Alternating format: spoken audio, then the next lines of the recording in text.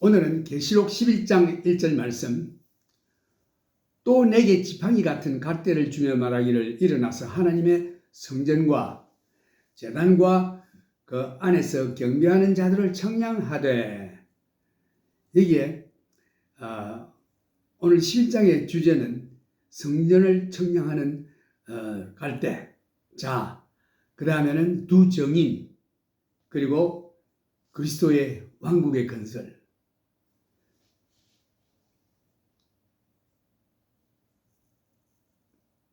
계시록 11장에 보면은 제가 내게 말하기를 내가 많은 백성과 나라와 방언과 임금에게 다시 연하여 하리라 하더라. 이것은 길을 재는 짝대기입니다. 성전의 그 사이즈를 청량하는 일종의 잔데, 천사가 서서 말하기를 하나님의 성전과 제단과 그 안에서 경배하는 자들을 청량하라 하더라. 이 말씀은 우리들에게 많은 것을 말해주고 있습니다. 첫째는 미래에 일어날 일들인데 성전을 다시금 재건축하는 것입니다. 실제로 이러한 일들이 대환란 기간 동안에 일어날 사건들인데, 그러나 우리는 아직 7 나팔 재앙과 하나님의 진노인 7 대접 재앙들이 일어나지 않고 있음을 보고 있습니다.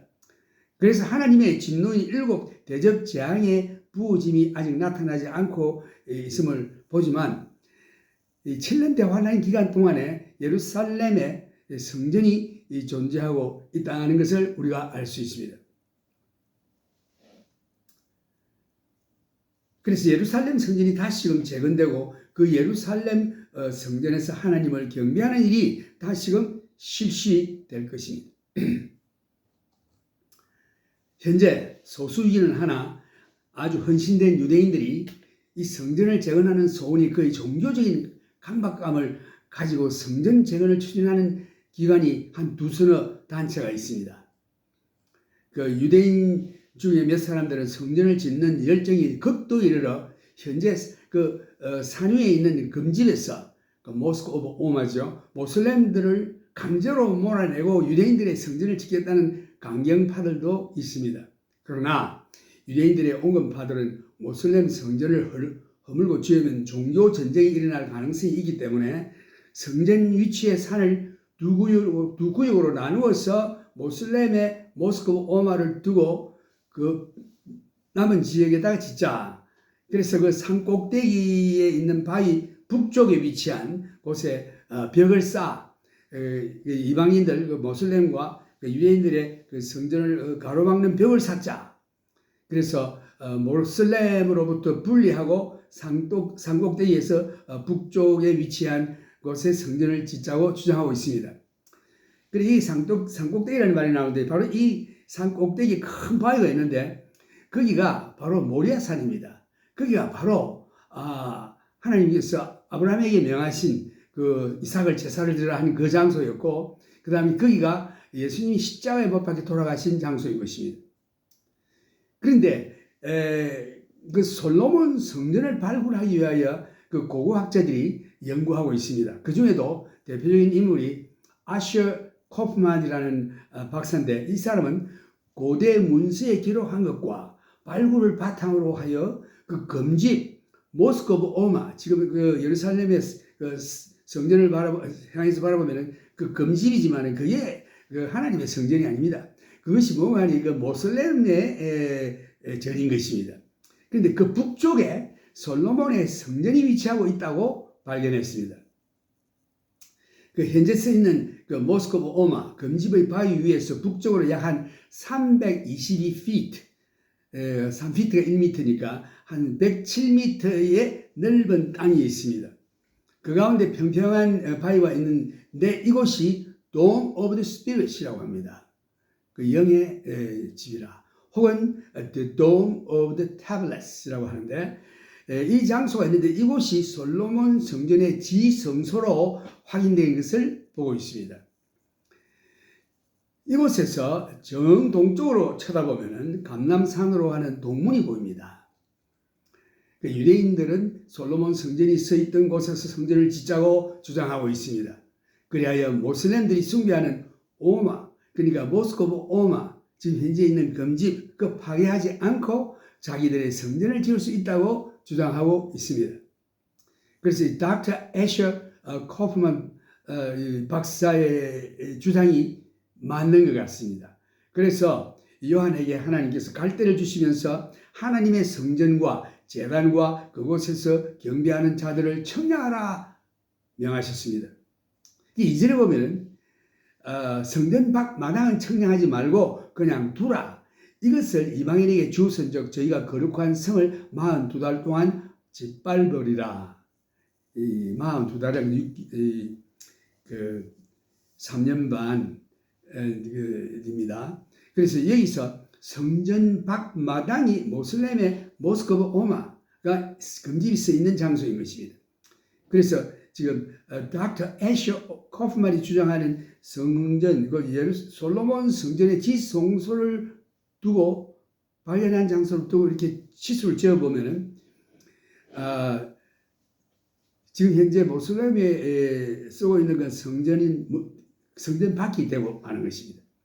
여기서 성전 밖 마당이 모슬렘의 모스크바 오마가 써 있는 장소인 것입니다. 그래서 그 성전 밖 마당은 청량하지 말라, 그냥 두라. 이것을 이방인들에게 주었은즉 저희가 거룩한 성을 42달 동안 짓밟으리라. 그래서 3년 6개월 동안 거기서 이방인들이 장악하고 주장할 것이라는 것을 예언하고 있죠. 그 에스겔에서도 보면 앞으로 재건될 성전에 대해서 예언한 말씀이 있습니다. 에스겔에게도 성전을 청량하라는 명령을 내리셨는데 에스겔은 성전을 청량한 수치를 아주 기록하고 있습니다. 그 사이즈를.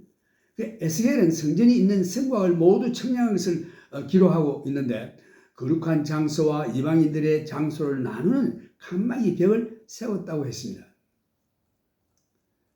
그 성전이 재건되는 사실은 확실한 얘기입니다. 지금 있는 금집 모스크바 오마의 북쪽에 위치한 장소 가운데서 담을 쌓으면은 유대인들이 새 성전을 지을 장소가 약 한 10 내지 15에이커 정도의 넓은 땅이 생기는 것입니다. 그래서 이 장소는 예루살렘 지역으로 아브라함이 독자 이삭을 희생 제물로 드리라고 명하셨던 바로 그 장소가 바로 모리아 산인 것입니다. 그곳이 바로 예수께서 십자가에 못 박혀 돌아가신 장소이기도 합니다. 이곳에 새 성전을 짓는 것입니다. 이 대환란 기간 동안에 이 사건은 우리가 이 땅을 떠난 다음에 있을 것입니다. 우리라고 할 수 있는 교회가 아마 이러한 일은 교회가 이미 휴거된 후에 나타난 적그리스도와 관련되어 일어날 것입니다.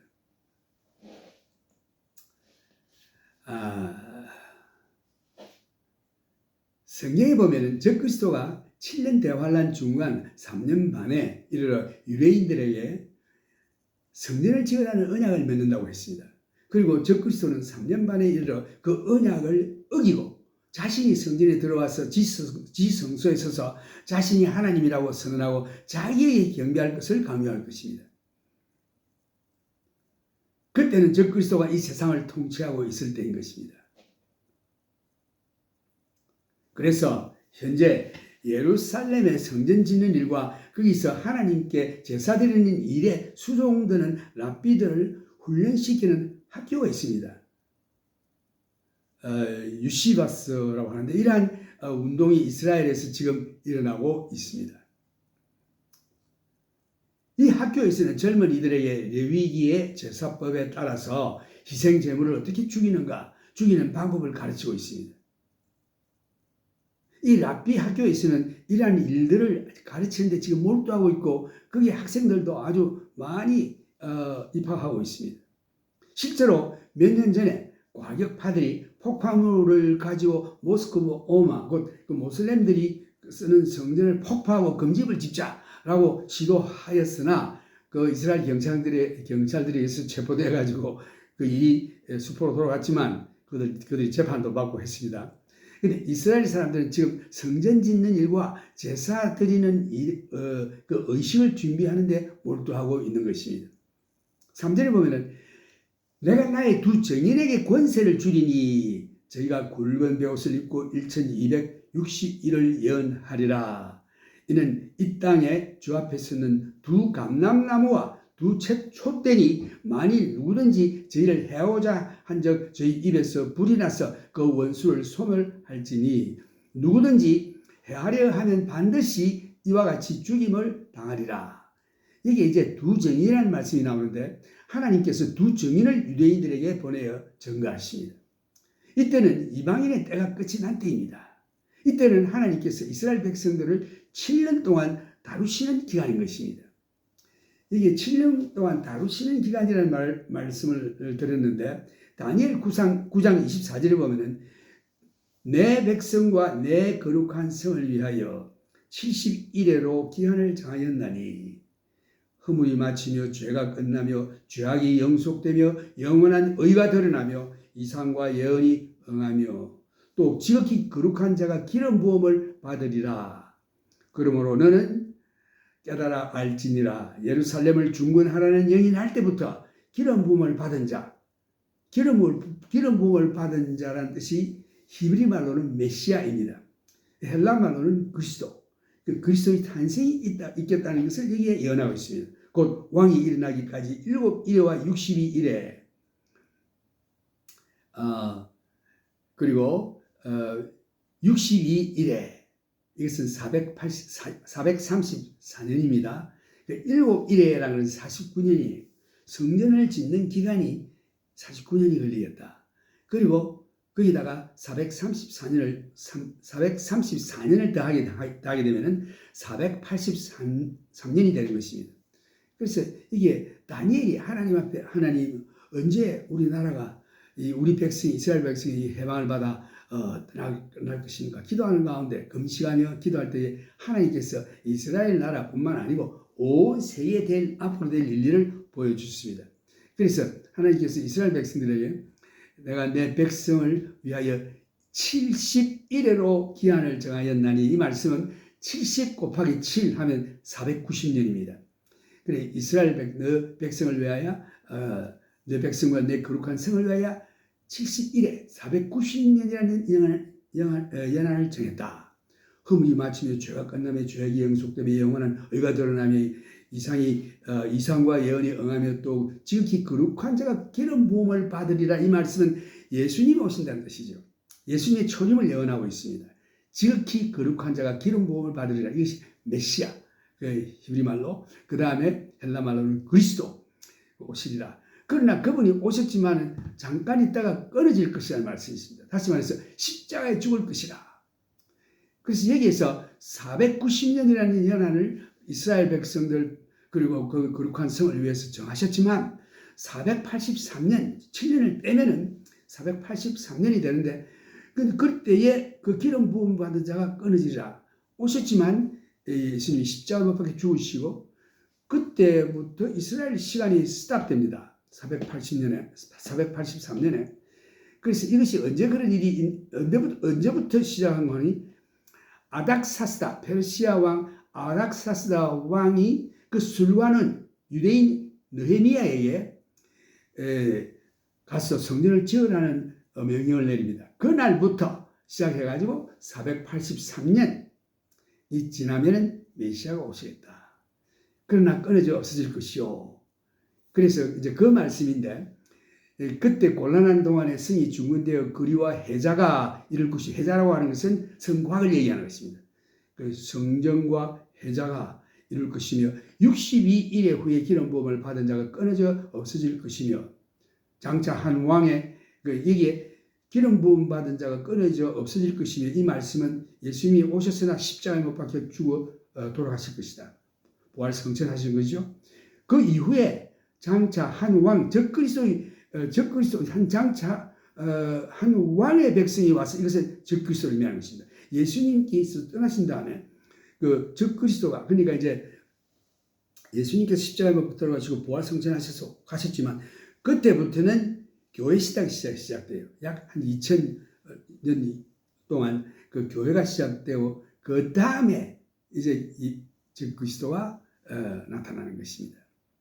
그래서 이 장차 한 왕이 곧 적그리스도 왕이 나타나서 성읍과 성소를 회파하려니와 그의 종말은 홍수에 음몰될 같을 것이며 또 끝까지 전쟁이 있으리니 황폐할 것이 작정되었느니라.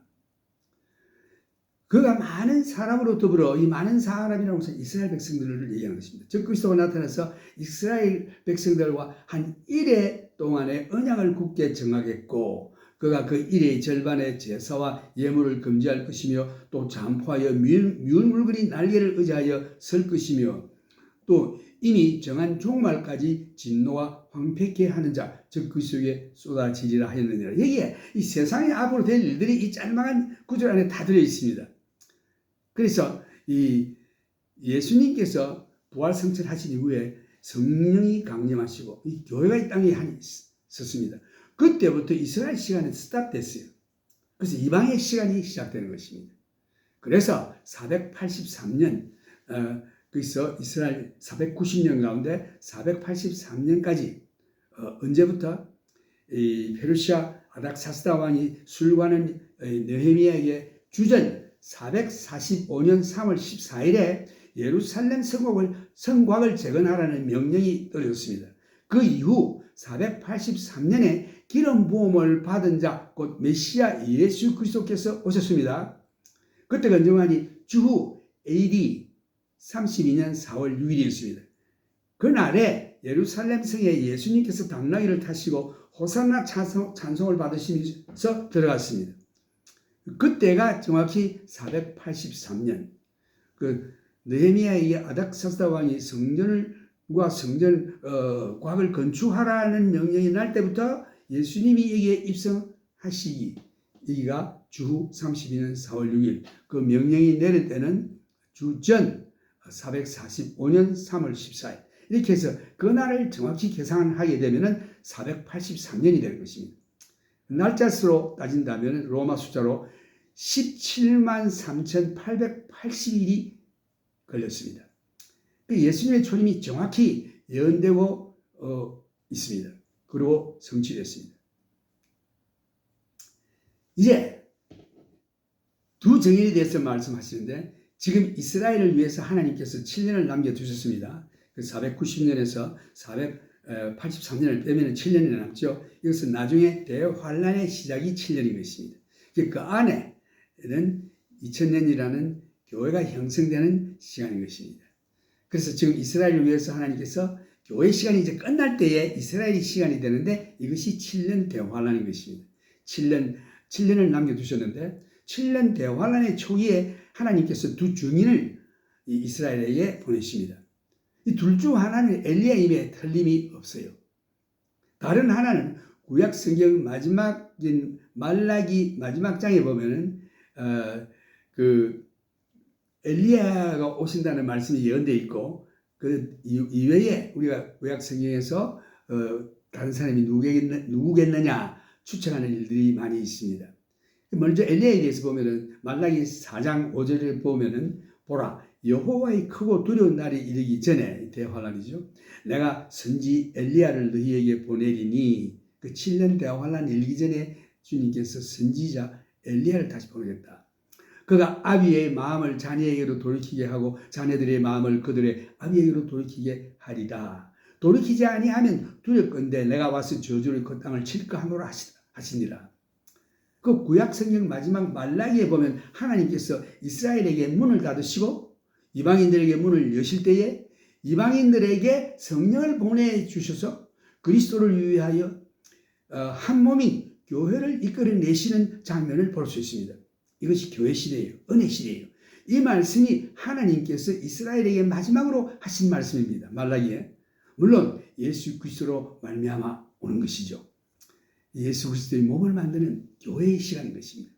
그 구약 성경의 말씀에서 보면 말라기 4장 5절에 보면 보라 여호와의 크고 두려운 날이 이르기 전에 내가 선지 엘리야를 너희에게 보내리니 그가 아비의 마음을 자녀에게로 돌이키게 하고 자녀들의 마음을 그들의 아비에게로 돌이키게 하리라. 돌이키지 아니하면 두렵건대 내가 와서 저주로 그 땅을 칠까 하노라 하시는 말씀으로 끝이 나는 겁니다. 구약 시대가. 그래서 엘리야가 다시 올 것이라는 약속을 하셨습니다. 엘리야는 이 두 증인 가운데 한 사람이면 의심의 여지가 없는데 실제로 엘리야는 원수들에게 하늘에서 불을 내려서 군사들을 죽이는 일을 했습니다. 그가 이 땅에서 역사할 때에. 그래서 이스라엘 왕이 그 엘리야를 잡아 죽이려고 50부장을 보냈을 때에 50부장 50부장이라고 50명의 군사를 이끄는 중대장 비슷하죠. 이 사람이 와서 엘리야가 산에 있는데 하나님의 사람이여 왕의 말씀이 내려오라 하셨나이다. 그 엘리야가 50부장에게 대답하기를 내가 만일 하나님의 사람이면 불이 하늘에서 내려와서 너와 너희 50인을 살지로다 할 때요. 진실로 불이 내려와서 그 50부장과 50명을 다 불에 살랐습니다. 그런 일이 두 번이나 있었어요. 그러니까 또 왕이 보냈습니다. 또 그랬습니다. 근데 세 번째는 말하기를 이 세 번째 번역을 받은 자가 말하기를 왕이 다시 다른 50부장과 50인을 엘리야에게로 보내니 제가 엘리야에게 일러가로되 하나님의 사람이여 왕의 말씀이 속히 내려오라 하셨나이다. 엘리야가 저에게 대답하여 가로되 만일 내가 하나님의 사람이면 불이 하늘에서 내려와서 내 50인을 살을지로다 하매 그 두째 번 온 사람도 하늘에서 불이 내려와서 다 죽었습니다. 그 셋째 번째는 50부장하고 50인을 보낸지라 셋째 50부장이 올라와서 엘리야 앞에 이르러 꿇어 엎드려 간구하여 가로되 하나님의 사람이여 원컨대 나의 생명과 당신의 종인 50인의 생명을 당신은 귀히 보소서. 불이 하늘에서 내려와서 전번에 50부장 둘과 그 50인들을 다 살랐거니와 나의 생명을 당신은 귀히 보소서 하며 여호와의 사자가 엘리야에게 이르되 너는 저를 두려워 말고 함께 내려가라 그랬습니다. 그 엘리야가 곧 일어나 저와 함께 내려와서 왕에게 이르되 여호와의 말씀이 내가 사자를 보내 이 에그론의 신 바알세복과 바알세복에게 물으려 하니 이스라엘에 그 말을 물을 만한 하나님이 없음이냐? 그러므로 내가 그 올라간 침상에서 내려오지 못하리라 하고 그 아시아 왕인데 아시아 왕이 거기서 죽고 말았습니다. 그래서 이 아시아 왕이 하나님 앞에 묻지 않냐고 이방 신들에게 가서 물었어요. 그래서 그 벌로서 하나님께서 이와 같은 재앙을 내렸던 것입니다. 그래서 이 두 증인들이 행하는 능력은 하늘에서 불이 내려오게 하여 적을 태워 죽이는 일을 했던 것입니다. 엘리야가 불을 하늘에서 내리게 하는 능력을 받은 것과 같죠. 그래서 스가랴에 보면은 두 감람나무가 있다고 되어 있습니다. 두 감람나무가 있는데 이 땅에 하나님의 존전에 두 등대가 서 있는 환상을 스가랴에게 보여주시고 스가랴는 제사장이었고 제사장이 하는 일 중에 하나는 성소에 있는 등잔에 기름을 부어 빛을 발하게 하는 것인데 기름이 다 마르지 않고 계속 부어서 빛을 발하게 하는 것인데 그래서 기름이 말라 불이 꺼지지 않게 하는 임무가 이 제사장의 임무 중에 하나인 것입니다. 그래서 이 등대를 이 순금으로 된 등대를 메노라라고 하는데 이 등대는 7가지가 있습니다. 근데 그 등대는 7주발이 있어요. 그 등대. 근데 거기에 이제 기름을 부어서 그 불을 이렇게 태워서 방을 밝게 하는데 이게 모세가 하나님의 지시에 따라 만든 것이죠. 하나님께서 처방하신 이 기름을 매일 그 작은 등잔에 부어 성소를 밝히는 것입니다. 이 등잔은 계속 불이 결코 꺼지지 않는 것입니다. 그래서 제사장이 하는 일이 매일 기름을 작은 등잔에 부어서 불이 꺼지지 않게 하는 것입니다. 그 제사장이 등잔에 기름을 항상 부어 채우는 일이 그의 임무인 것입니다. 일을 하기 전에 하나님 의식이 많아요. 목욕을 해야 되고 또 옷을 또 빨아서 깨끗한 옷을 입어야 되고 또 접시를 닦고 하는 이 모든 일들이 그 아무나 가서 어떤 때는 하는 게 아니라 그 목욕을 하고 옷도 빨고 깨끗한 옷을 입고 가야 그 일을 하는 것입니다. 그래서 이 제사장이 스가랴가 그 임무를 수행할 때 단순히 기름을 잔에 채우는 것만 아니고 그 일을 하기 위해서 행하는 복잡한 의식이 있는 것입니다. 그래서 이 복잡한 그 의식, 씻는 의식, 뭐 닦아야 하는 의식, 목욕도 해야 되고 아마 스가랴는 참 이 일이 굉장히 아마 힘들었을 것입니다. 그런데 환상해 보니까 이러한 일을 해야 하는 의식에 대해서 권태를 아마 느끼고 있는 이 스가랴 제사장에게 환상 가운데 두 감람나무를 보았습니다. 촛대가 아니고 금등잔대, 그 등대 옆에 두 감람나무가 있는데 거기에서 줄대 관이 나와서 감람나무에서 관이 나와서 그 주발에 연결되어 기름이 계속 나오는 것입니다. 금기름이라고 되어 있어요. 일본은. 그런데 그 환상 가운데 두 감람나무를 보았는데 이 두 감람나무의 조그만 관이 등잔에 연결되어 계속 기름을 공급하는 장면을 보았습니다.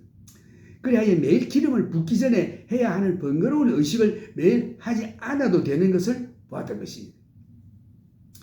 하나님의 말씀이 이 스룹바벨이라는 분에게 왔습니다.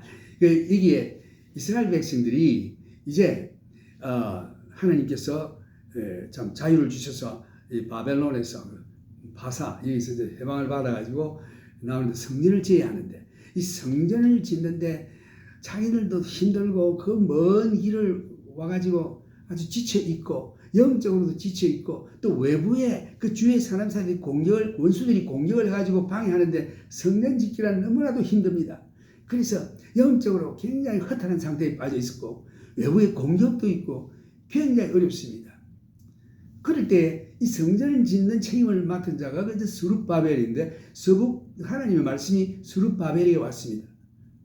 혹은 스가랴와 학개가 이 스룹바벨에게 또 권고하는 말씀인데 하나님의 말씀이 이것이 스룹바벨에게 내린 하나님의 말씀인데 그 무슨 말씀이냐니 내 능력도 아니고 힘도 아니고 오직 나의 신으로 하느니라. 그 성전 짓는 일이 얼마나 힘듭니까? 이건 영적으로도 허탈 상태에 빠져 있고 외부의 원수들 공격하고 이거 성전은 회파되어 있고 그 자기네들 힘으로 하려고 애를 쓰니까 얼마나 힘들겠습니까? 이럴 때 하나님께서 그 선지자를 통해서 선지자를 통해서 이것은 내 능력도 아니고 힘도 아니고 나의 신으로 내 영으로 내 성령으로 하느니라 라는 유명한 말씀을 주셨죠.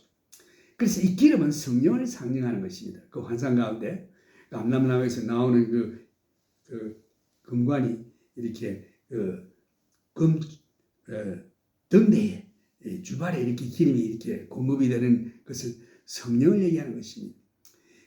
성령이 이 세상에 빛을 발하는 것입니다. 능력을 발하는 것입니다. 힘과 능력이 성령에 있는 것입니다. 그래서 우리가 성령을 통해서 힘과 능력을 계속 공급받는 하나님의 뜻인 것입니다. 우리가 주의를 하고 살아가는 일에 우리가 하는 것이 아니에요. 성령의 능력으로 기도하고 성령의 능력으로 봉사하고 성령의 능력으로 일을 하는 것이지 내가 하는 게 아닙니다. 그래 주의는 하겠다고 하는 사람들, 교회를 시작하겠다고 하는 사람들이 첫째 해야 될 것은 성령의 능력을 받아야 돼요. 성령님과 연결이 돼야 합니다. 성령이 내 속에 계셔서 역사해야만이 거기에 성공적인 일이 나타나지 내 힘으로 누구 아는 사람 만나가지고 얘기하고 어떻게 인간적으로 그거 안 돼요. 그래서 여기에 성령이 역사하신다. 우리가 성령을 통해서 힘과 능력을 계속 공급받는다는 뜻입니다. 그 스가랴 4장 12절에 보면 다시 그에게 물어가로되 기름 부음을 흘려내는 두 금관 옆에 있는 이 감람나무 두 가지는 무슨 뜻이니까? 라고 스가랴가 물었습니다.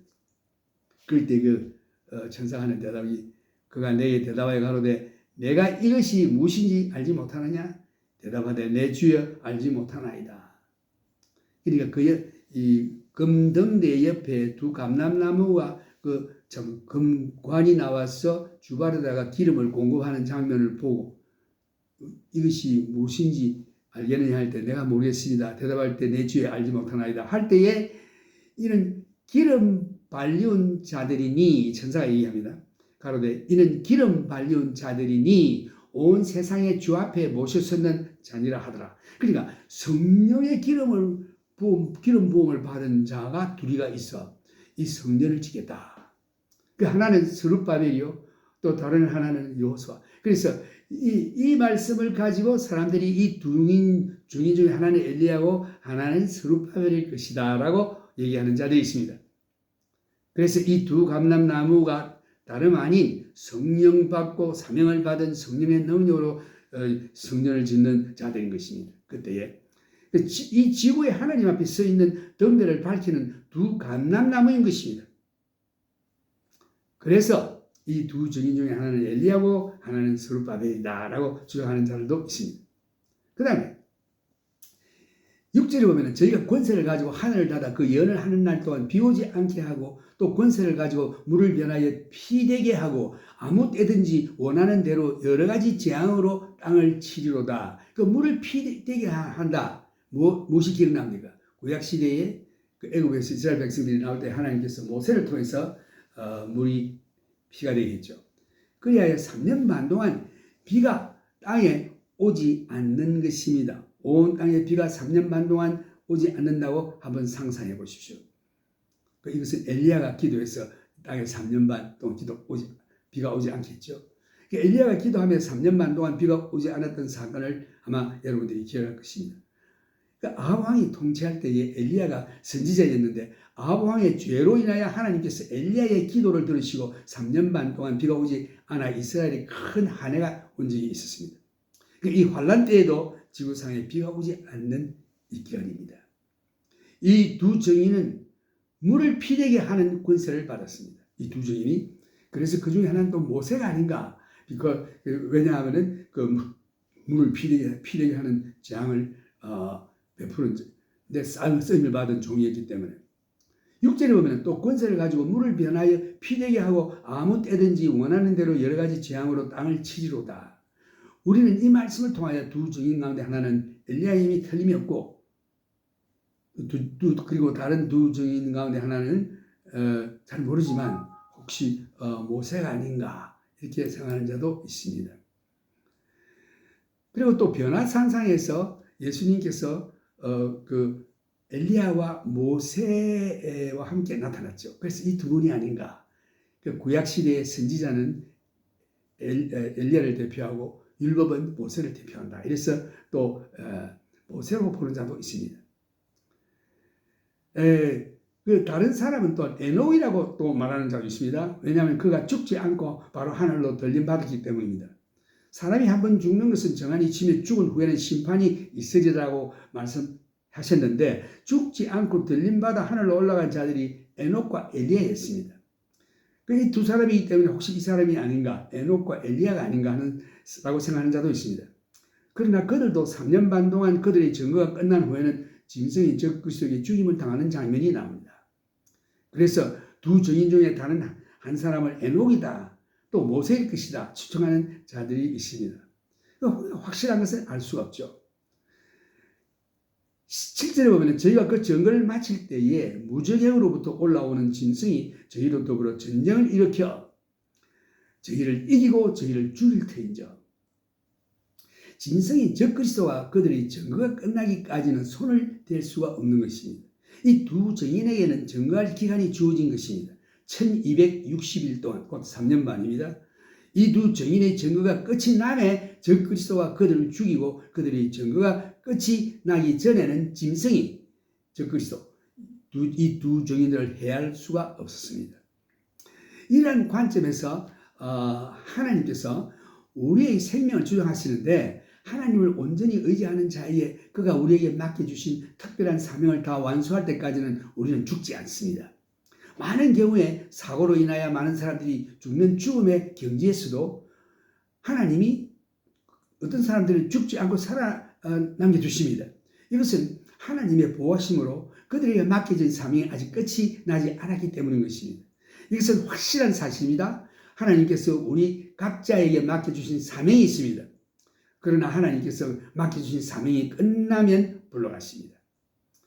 바울이 말하기를 빌립보 3장 10절에 보면 내가 이미 얻었다 함도 아니요 온전히 이루었다 함도 아니라 오직 내가 그리스도 예수께 잡힌 바 된 그것을 잡으려고 쫓아가노라. 예수님께 잡힌 바가 무엇인지 깨닫는 것이 중요합니다. 예수님께서 왜 나를 부르셨는가? 위에서 부르심을 받은 그 높은 calling, 이게 무엇인지를 깨닫고 잡힌 바, 그걸 잡힌 바로 바울이 표현했는데 잡힌 바를 잡으려고 달려간다. 하나님께서 각자의 마음속에 특수한 사명을 주신 것이 있습니다. 소원으로 실제로 주님께서 바울에게 예수 그리스도의 영광을 위해서 어떠한 고통을 당할 것인지를 보여주셨고 그가 해야 할 사명이 무엇인지 주님께서 바울에게 보여주셨습니다. 말할 수 없는 고통을 당할 것을 주님이 이미 예언하셨습니다. 그래서 유대인을 비롯한 이방 사람들이 바울을 죽이려고 시도한 때가 많이 있었습니다. 그래서 실제로 바울이 전도하다가 돌에 맞아 죽었습니다. 바울이 죽은 줄 알고 사람들이 성 밖으로 끌어내어 갔을 때에 모든 사람들이 죽은 줄로 알았는데, 그리고 바울의 제자들도 거기 있어서 슬퍼하며 울고 있을 때 바울이 털털털 일어나서 왜 너희들 울고 있느냐, 다시 들어가자. 그 자기를 죽인 사람들이 있는 성에 다시 들어가서 전도를 했습니다. 이같이 안 죽습니다. 그 자기의 증거가 끝날 때까지. 고린도후서 12장 2절에도 보면은 내가 그리스도 안에 있는 한 사람을 아노니 14년 전에 그가 셋째 하늘에 이끌려 간지라. 그가 몸 안에 있었는지 몸 밖에 있었는지 나는 모르거니와 하나님은 아시느니라. 내가 이런 사람을 아노니 그가 몸 안에 있었는지 몸 밖에 있었는지 나는 모르거니와 하나님은 아시느니라. 그가 낙원으로 이끌려가서 말할 수 없는 말을 들었으니 하나님이 가히 이르지 못할 말이로 사람이 가히 이르지 못할 말이로다. 내가 이런 사람을 위하여 자랑하겠으나 나를 위하여는 약한 것들 외에 자랑치 아니하리라. 내가 만일 자랑하고자 하여도 어리석은 자가 되지 아니할 것은 내가 참말을 함이라. 그러나 누가 나를 보는 바와 내게 듣는 바에 지나치게 생각할까 두려워하여 그만두노라. 여러 계시를 받은 것이 지극히 크므로 너무 자고하지 않게 하시려고, 자고라고 해서 교만하지 않게 하시려고 내 육체에 가시 곧 사탄의 사자를 주셨으니 이는 나를 쳐서 너무 자고하지 않게 하려 하시니라. 바울에게 돌질하여 죽었다고 생각하여 성 밖으로 끌어내고 친구들은 둘러서서 그의 죽음을 슬퍼하고 있을 때에 바울이 갑자기 깨어나서 털털 털고 일어나서 성으로 들어가자, 복음을 다시 전하자, 이렇게 말했습니다. 사실은 바울 자신도 죽은지 살은지도 몰라요. 하나님께서는 바울의 사역이 아직 끝나지 않았습니다. 그래서 하나님께서 그를 보호하시고 계십니다. 마찬가지로 우리도 우리의 증거가 다 끝이 날 때까지 하나님께서 우리를 지키십니다. 이 두 증인의 증거가 끝이 나니 부적행에서 짐승이 나와서 두 증인을 공격하여 싸우고 이기고 그 두 증인을 죽인 것입니다.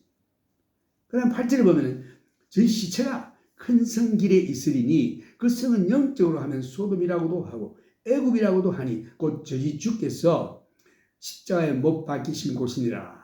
그래서 그들은 예루살렘으로 비유하고 있습니다. 9절을 보면 백성들과 족속과 방언과 나라 중에서 사람들이 그 시체를 사흘 반 동안을 목도하며 무덤에 장사하지 못하게 하리로다. 길거리에 방치한 이 두 증인의 시체를 어떻게 온 세상 사람들이 볼 수 있을까요? 그때 당시에는 불가능이라고 생각했겠지만 현대 봐서는 위성으로 중계한 TV로 통해서 볼 수 있을 것입니다. 심지어는 한 50년 전이라 할지라도 이런 일을 상상도 못했죠. 이 세상에서는 볼 수 없습니다. 특수한 어떤 예언들은 현대에 이르기까지는 성취될 수가 없습니다. 몇 년 전부터 위성으로 통해서 예루살렘에서 일어나는, 아니 온 세계에서 일어나는 일들을 TV로 중계하고 생중계하고 있어 온 세상 사람들이 다 이 세상에 일어나는 일들을 어디서나 볼 수 있죠. 안방에 앉아서 CBC, MBC, ABC를 통해서 모두 다 볼 수 있게 됐습니다. 이 두 증인은 놀라운 능력을 가지고 있었습니다. 이 세상에 비를 오지 않게 하고 하늘에서 불을 내려오게 하고 하는 일로 통해서 세상 사람들을 괴롭게 한 사실을 TV를 통해서 모두 보고 알게 됐습니다. 근데 이 사람들이 이제 죽고 그 시체가 길거리에 방치되어 있을 때에 사람들이 와서 아마 침을 뱉고 발로 차고 하는 못된 일들을 하게 될 것입니다. 이것을 모두 취재진들에 의해서 온 세상에 방영될 때에 온 세상 사람들이 모두 목격하게 될 것입니다. 10절에 보면 이 두 선지자가 땅에 거하는 자들을 괴롭게 함으로 땅에 거하는 자들이 저희의 죽음을 즐거워하고 기뻐하여 서로 예물을 보내리라 하더라. 이때에 세계적으로 문제를 많이 일으켰던 이 두 증인의 죽음을 축하하는 파티가 열릴 것입니다. 이때 두 증인의 죽음이 이 세상 사람들의 눈에는 적그리스도가 큰 영웅으로 보이게 될 것입니다. 그러나 3일 반 후에 하나님께로부터 생기가 저희 속에 들어가서 저희 발로 일어서니 구경하는 자들이 크게 두려워하더라. 하늘로부터 큰 음성이 있어 이리로 올라오라 함을 저희가 듣고 구름을 타고 하늘로 올라가니 저희 원수들도 구경하더라. 그러나 이 두 증인이 죽은 지 3일 반 만에 하나님께서 그들 속에 성령을 보내심으로 그들이 갑자기 두 발로 일어서서 부활하게 됩니다. 이때에 이 광경을 목격한 온 세상 사람들에게 두려움으로 가득 차게 됩니다. 그때 하늘에서 큰 소리가 나서 말하기를 이리로 올라오라 라는 소리가 들리더니 그들이 구름 속으로 하늘나라로 올려 들림을 받았을 때에 이 광경을 원수들도 바라보게 됩니다.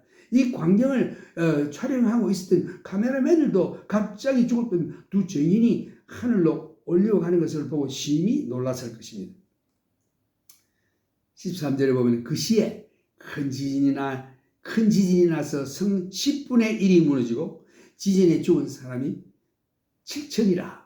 그 남은 자들이 두려워하여 영광을 하늘의 하나님께 돌리더라.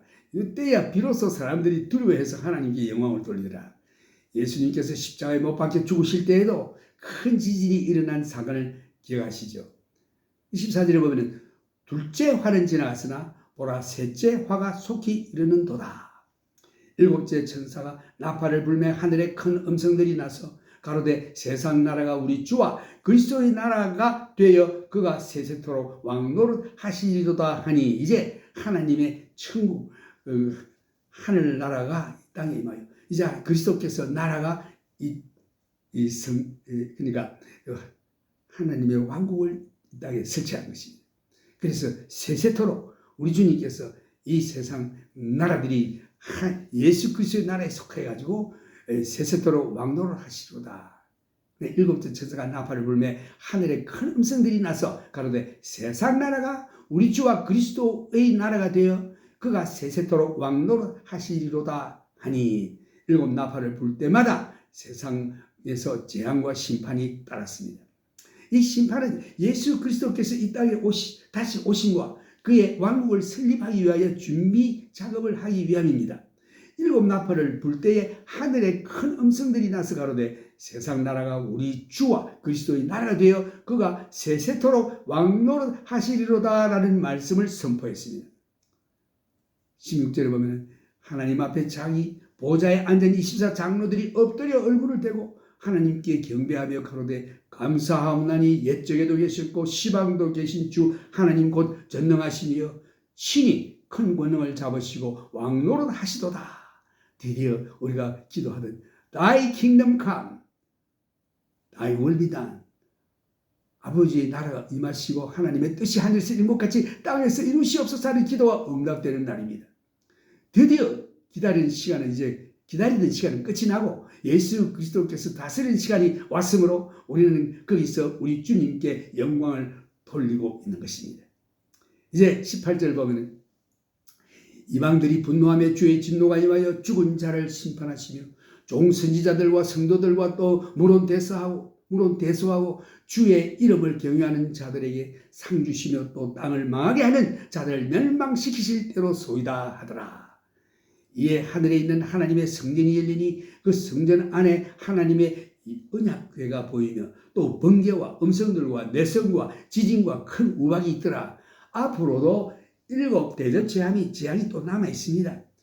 이 땅에 있는 성전과 성막은 단지 하늘에 있는 원래의 성전의 모델인 것입니다. 그 모세가 하늘에 있는 원래의 성전의 모형을 땅에 지은 것입니다. 그 속에 언약궤도 있었습니다.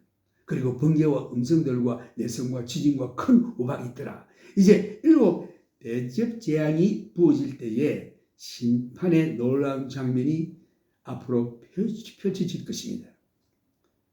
Now I will speak this message in English. Revelation chapter 11. Key word is measuring stick, 2 witnesses, and his kingdom established. So, chapter 11, verse 1. So there was given unto me a reed like unto a rod. 계시록 10장 11절에도 이런 말씀이 있죠. That is a measuring stick about the length of a rod. And the angel stood, saying, Rise and measure the temple of God and the altar and those that worship them.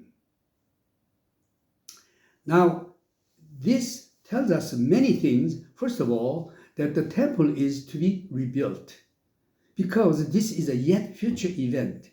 In fact, this is an event that takes place during the midst of tribulation period. But we have not yet come to the seventh trumpet, nor have we yet come to the seven vials of God's wrath that are to be poured out. So, during the tribulation period, the temple will be existing in Jerusalem. So the temple is to be rebuilt, and the worship is to be reestablished in the temple in Jerusalem. At the present time, there is a small but very dedicated group of Jewish people who are fanatically involved, almost religiously so. So in the desires to rebuild their temple, there are 2 or 3 organizations in Jerusalem that have dedicated themselves to the purpose of the rebuilding of the temple. Some of them are extremely radical to the point that they feel that they have to, by force, drive the Muslims off of the Temple Mount and claim it for the rebuilding of their temple. There are others who are taken a much more moderate view and feel that the Temple Mount should be divided. So, not to create a holy war, they should partition the Temple Mount with a wall with just to the north side of the Dome of the Rock, allowing them to rebuild their temple on that northern part of the Temple Mount area. There are scholarly men such as Dr. Asher Kaufman, who has made a study over many years of the Temple Mount. And in his the studies of all the ancient records that he can get hold of all of the pictures of that area, all of the accounts, he has become convinced that Solomon's temple stood to the north of the Dome of the Rock Mosque, that 322 feet north of the Dome of the Rock Mosque, where this little flat rock outcroppings called the Dome of the Spirits or the Dome of the Tablets exist. That is where the Holy of Holies was in Solomon's temple. The fact that looking from it directly east, you look over this east gate to the Mount of Olives helps to confirm the position of Solomon's temple.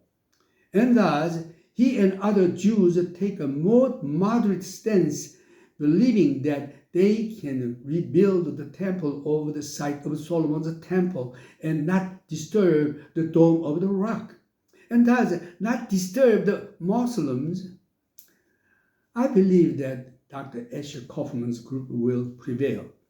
For here, as John is told to rise and measure the temple of God, the altar, and those that worship. But the court which is without the temple, that is the outer court. Live out. That is, don't measure it, and measure it not. For it is given unto the Gentiles, and the holy city shall they tread upon foot for 40 months. So, this outer court, the area where the Dome of the Rock stands, is not to be measured because it is given to the Gentiles. There is in Ezekiel another prophecy of the temple that is to be built. Ezekiel also is told to measure it, and Ezekiel records the measurement. But Ezekiel says that he measured a wall around it, and the wall was separate to holy place from the profane. So I'm convinced that the temple will be rebuilt, but I'm convinced that the solution will lie in a wall north of the Dome of the Rock, partitioning off the Temple Mount, giving the Jews 10 to 15 acres there on the north side of the Temple Mount for their new temple. And it definitely will be rebuilt. I expect that to take place probably not in the time that I am here. I believe that the whole arrangements will be made by the Antichrist once the church has been taken out. For he shall make a covenant with the people, but in the midst of the 7 years he will break that covenant. And he will come to the temple and stand in the Holy of Holies and declare that he is God.